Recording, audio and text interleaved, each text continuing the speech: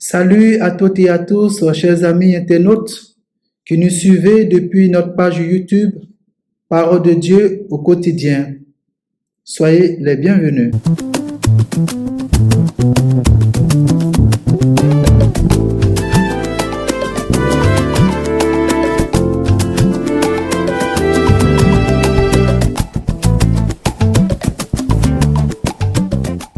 Chers frères et sœurs, aujourd'hui, dimanche 24 novembre 2024, nous célébrons la solennité de Christ, roi de l'univers.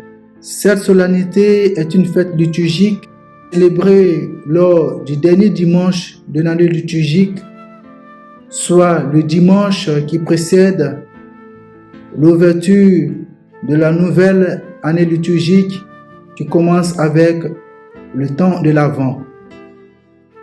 Cette fête fut instituée par le pape Pie XI en 1925 à travers l'encyclique Quas Primas en réponse au courant laïque et séculier de l'époque qui tentait de marginaliser la foi chrétienne et l'autorité du Christ dans la société. Ici, chers frères et sœurs, cette fête met en lumière la royauté universelle du Christ, non pas une royauté politique ou terrestre, mais une royauté spirituelle qui transcende les nations, les peuples et les systèmes humains.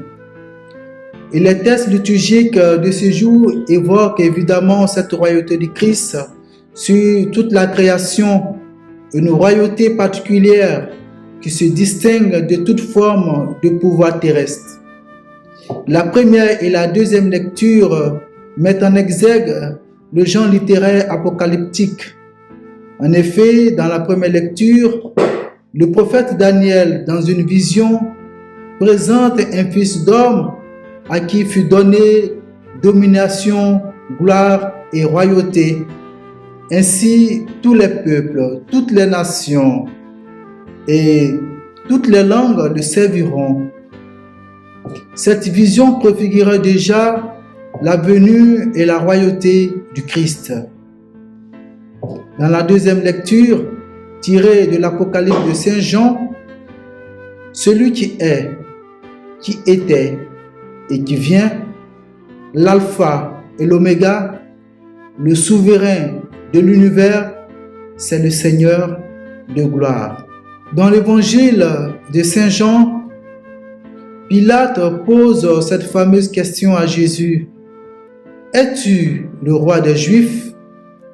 C'est une question à la fois politique et religieuse, mais Jésus répond d'une manière qui surprend.